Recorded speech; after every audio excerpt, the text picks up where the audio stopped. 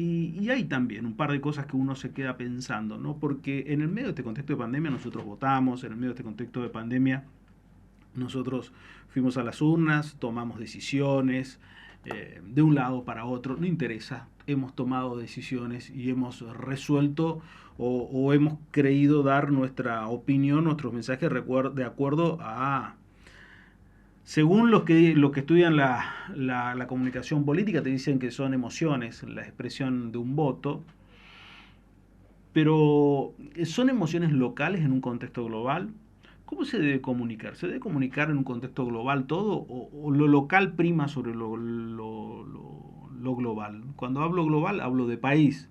Cuando hablo de local, hablo de provincia, ciudad, barrio. Bueno, Gonzalo Arias y Lucas Dolván son los autores de Comunicar lo Local. Gonzalo, ¿cómo te va? ¿Cómo estás vos? Buen día. Muy bien, ¿ustedes cómo están? Bien, bien, bien, bien. ¿Cómo analizaste este proceso eleccionario y a partir de esto de comunicar lo local? Yo creo que esta fue una elección muy teñida por 2 años de pandemia y todo lo que significó un poco lo que ustedes venían hablando en otro plano, pero que se extiende a la coyuntura electoral que nos tocó vivir ahora en noviembre, ¿no? Y previa a la PASO. Me parece que la sociedad o los individuos en particular fueron analizando sus contextos y a partir de esos ecosistemas fueron que decidieron su voto. Por supuesto teniendo en cuenta que fue una elección de medio término. Y este contexto vos lo observás como una cuestión, este es un contexto exclusivamente global o local. Te digo por qué, porque uno mira en el contexto, acá en Corrientes, por ejemplo, ganó el Frente Juntos por el Cambio, con un gobernador que también fue reelecto en una elección en agosto. ¿Qué se tiene que observar? ¿Se tiene que observar un descontento de lo nacional o se tiene que observar un apoyo al gobernador local? Yo creo que Corrientes tiene, como ustedes saben, algunas particularidades por tener un calendario electoral distinto a partir de la intervención Mm, en donde vota elecciones ejecutivas y legislativas nacionales al mismo año, ¿no? Me ujú. parece que el concepto que puede funcionar y que habría que desarrollar un poco más es el local, ¿no? Lo global a partir de lo local. Corrientes tiene algunas características muy particulares, incluso yo sé mucho que no las estudio en detalle, pero hasta no hace mucho la ciudad de Corrientes era una de las ciudades con menos calles pavimentadas en todo el país. Ujú. Tienen algunos problemas vinculados con la electricidad que colapsa todos los veranos cuando por las temperaturas la gente utiliza mucho más el servicio eléctrico como aires acondicionados. Muchas cosas sin resolver de muchos años, Ujú. con variantes que se van alternando en el ejercicio del poder, en el que no llegan a haber transformaciones posibles, porque no solamente elige la gente a partir de un poco de las emociones, como vos decías, y de lo que le pasa en los últimos tiempos previos a las elecciones, en un contexto local, pero mirando a lo global, sino también a partir de las propuestas que se ofrecen, ¿no? Me parece que lo que ha tenido Corrientes es una alternancia bastante insignificativa en términos de Ujú. tanto ejecutivo como legislativo en todas las fuerzas políticas, me parece. Ujú. En ese contexto, cuando hablamos de lo local, entramos a visualizar que la gente no tiene, se puede pensar que la gente no tiene un concepto integral de país, o en realidad le interesa solamente lo que le rodea y su realidad. Yo creo que en estos tiempos en donde todos hemos perdido poder adquisitivo, en donde todos hemos visto afectada nuestra calidad de vida, no solamente por la pandemia, sino por cuestión económica, la generación de empleo inexistente, por otra parte, y haber tenido que recurrir de un modo u otro a una amplia mayoría de los ciudadanos argentinos a distintos beneficios que otorgaba el gobierno. Me parece que la preocupación en el horizonte de corto plazo está como seguir reproduciendo con la mayor dignidad posible la calidad de vida que uno logró en cada ámbito y poder sostenerla, a pesar de haber perdido algunos beneficios propios de un país en crisis. por su economía. Y para eso, ese concepto me pareció interesante, pero es lo mismo comunicar en una capital federal con un poder adquisitivo que en una provincia como Corrientes con otro nivel de poder adquisitivo, uno con una realidad y otro con otra. ¿Se comunica de la misma manera? No se trata tanto del poder adquisitivo de la gente a la que le estás hablando, sino poder entender cuáles son sus preocupaciones en el tiempo que dura este proceso electoral, fundamentalmente, no por la inmediatez que han asumido todas las cuestiones. Aquellos consultores que son capaces de poder medir una sensación térmica que en ese contexto electoral es la privilegiada o la más cuestionada, es aquel que puede detectar mejor e implementar mejores herramientas o estrategias de comunicación para seducir a sus votantes. Por ejemplo, si querés volver a la preocupación de los correntinos, más allá de que hace bastante tiempo que no estoy tan cerca, pero seguramente siguen siendo las mismas de cuando en algún momento yo le prestaba más atención. La basura seguramente debe ser ese tema, el asfalto seguramente debe haber sido un tema. Avanzaron en la cuestión de la playa, que seguramente ha constituido un beneficio para todos los correntinos cercanos a la capital, y la electricidad sigue siendo un problema. Ahora, probablemente todas las fuerzas políticas identifiquen los mismos problemas y planteen consignas en relación a solucionar esos problemas. La pregunta es si la verosimilitud de esas consignas se traslada en confianza o hacia los votantes. No sé, se ha hablado muchas veces del segundo puente. Y yo no recuerdo haber escuchado de parte de ningún candidato los beneficios del segundo puente, más allá del tránsito. Pero el segundo puente en relación a qué, a un mejor flujo de tránsito, en relación a un tema industrial, a un tema de empleo, cruzan de un lado a otro los trabajadores. ¿Cuál es el impacto del segundo puente en relación al tránsito? ¿A quién beneficia?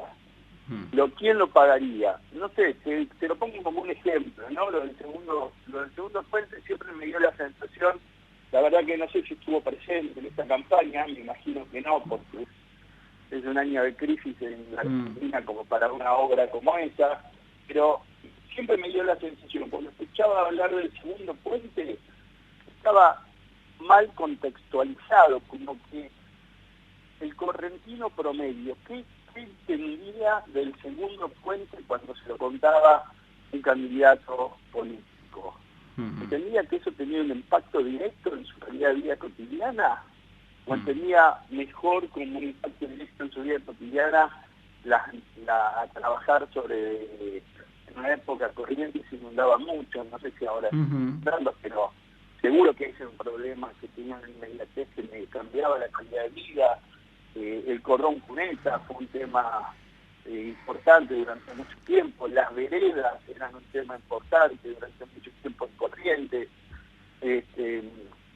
Digo, ¿qué es lo que le afecta a la calidad de vida para bien a un vecino de Corrientes y de esa manera seducirlo en un plan integral de gobierno?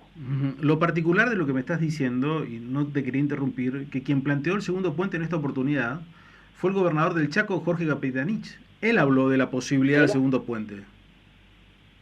Mira, esto que vos me planteas es una novedad, porque por eso te decía que hacía mucho que no tenía los temas de Corrientes en particular, pero hasta ahora siempre lo habían planteado los distintos candidatos correntinos, ¿no? Claro. Sí, porque también hay una cosa que tiene que ver con otro tipo de raigambre cultural que tiene que ver para el capitalino en particular. El puente es de Corrientes. Para el capitalino, el puente es de Corrientes. No es que nos une al Chaco o no. El puente es patrimonio. Es más, cuando vos ves la imagen permanente de la ciudad, uno de los íconos en cuanto tiene que ver con la imagen de la ciudad, pasa por la imagen del puente. Y el puente en realidad está uniéndonos una provincia con la otra. Nada más. Y nada menos, digo. En todo caso será el 50% nuestro, pero vos decís el puente es nuestro. El correntino te dice el puente es nuestro. No te lo comparte directamente con el chaqueño, porque eso es una cuestión cultural también. Hay muchas cuestiones culturales que los correntinos se dedican a acentuar en relación a que no son pequeños, ¿no? Es interesante también ese tema para hacer la realidad. Claro, porque en realidad eso también demuestra que el correntino tiene una idiosincrasia, creo yo, porque tiene más de 400 años, una idiosincrasia cultural que lo va llevando a tener una impronta propia distinta a sus, fíjate, a gente que está muy cercana. No tiene mucho vínculo con Santa Fe. Santa Fe nos divide el río nada más, pero Santa Fe es, tenemos, si vos miras geográficamente, tenemos mayor frontera con Santa Fe que con el Chaco. Somos completamente distintos a los chaqueños, completamente distintos a los misioneros, completamente distintos a los entrerrianos. Estamos hablando de la zona norte, porque el que vive en el sur puede tener mayor empatía con el entrerriano, pero igual tiene una idiosincrasia completamente distinta. A eso es cuando vos hablás de comunicar lo local, entender primero la comunidad para después comunicar. Yo creo que es muy importante entender con cuál es la comunidad que uno está trabajando. A veces hay algunas confusiones después, una vez que uno logró hacer una mejor foto de esa audiencia, pues implementar la estrategia. Yo creo que hay algo de esos 400 años de historia de Corrientes que hace al correntino promedio aspiracional, y que muchas veces desde las campañas se recurren, por ejemplo, a jingles vinculados con el chamamé.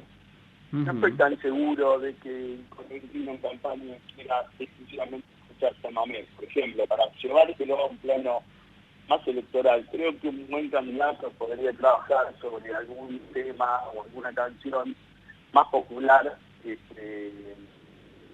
más aspiracional y que no fuera necesariamente chamamé, y no perdería su identidad. Digo que cada elección en sí mismo es una coyuntura particular y una foto de la realidad con la que uno trabaja para llegar a ese momento que son las elecciones.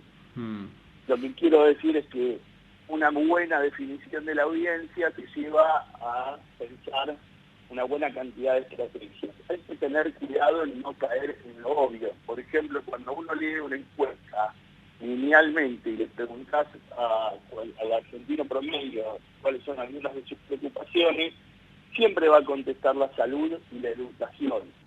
Pero si vos fueras a trabajar a una sociedad en donde fundamentalmente el empleo es bastante alto, la salud y la educación se traduce en una cuestión más o menos privada, porque el acceso a la salud en la Argentina es por la afiliación laboral, con lo cual todos aquellos que tengan empleo tienen una prepaga asociada a su trabajo, y todos aquellos que tengan empleo, en general, te diría la mayoría de los casos, como hablamos los sociólogos, asisten a una escuela semi-privada, parroquial o de la categoría que sea, pero no una escuela pública, excepto la tradición de los colegios nacionales en las provincias, ¿no?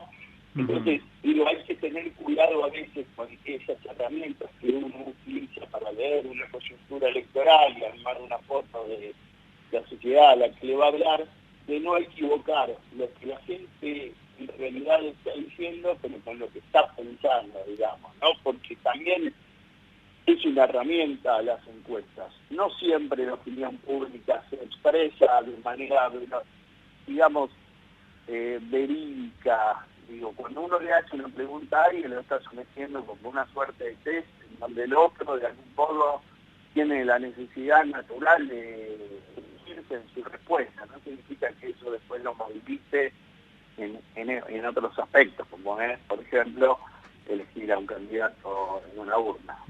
Sí, la verdad que me pareció muy interesante esos conceptos y para dónde uno tiene que mirar, porque el gran vicio de todos es la encuesta. El gran vicio es la encuesta, por más que hace años se diga que es la fotografía de un momento, pero no quiere decir que ese sea el resultado final.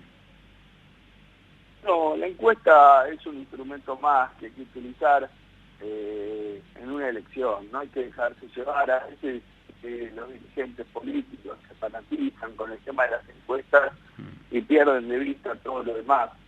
Hay que tener mucho cuidado, sobre todo en una sociedad como la Argentina, que está tan polarizada, en donde probablemente esa polarización que genera algunos fanatismos o militancias muy marcadas, lleva a discusiones familiares muy pasionales. Si te llamaran a vos para hacer tu encuesta, y sos uno de esos, por así decirlo, militantes apasionados, dedicás mucho más tiempo a responder esa encuesta porque sentís que de algún modo le estás haciendo un favor a tu espacio político. Entonces, las encuestas tienen muchos sesgos, y dependen mucho del consultor que llega al resultado final, cómo los trabaja. Nunca nadie lo dice, pero una encuesta más o menos en una Argentina como esta, el coordinador de la encuesta obtiene de la misma encuesta más o menos, para que vos tengas una idea, entre 7 y 9 resultados distintos, que en algún momento tienen que empezar a utilizar variables propias para ir acomodando lo que nosotros llamamos sesgo metodológico hasta llegar a un resultado, y ese resultado se le termina dando a su cliente. Cuando vos empezás a corregir esa muestra que existe de datos, esas 9 variables, o 7, o las que fueran necesarias en cada caso, que utilizás para corregir esa muestra, bueno, también conlleva un sesgo, ¿no? ¿Cuáles son todos esos sesgos que uno intenta corregir a partir de esa variable? Bueno, suponer que hay más gente en un espacio político que de otro dispuesta a contestar una encuesta. ¿Cuál es otra variable que utilizás para corregir un sesgo? Bueno, suponer que la gente en una de las preguntas de control que vos haces te dice cuál es su afiliación partidaria o por qué partido político siente simpatía. Y te digo la última para no aburrirte. Habitualmente uno hace una pregunta de control también al final, que es ¿a quién votaste la última vez?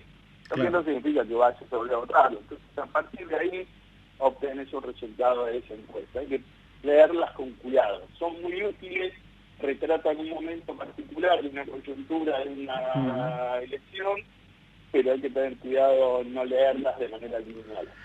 La verdad que muy buen trabajo el que realizaron con Lucas Doldán, que es comunicar lo local. Un abrazo y la mejor de la suerte con este libro. Gracias. Muchas gracias a ustedes. Por favor, un gusto. Gonzalo Arias, en contacto con nosotros, quien es sociólogo de la Universidad de Buenos Aires, tiene estudios de posgrado en Flaxo, la Universidad Complutense de Madrid, es docente de la UBA, sobre comunicar lo local.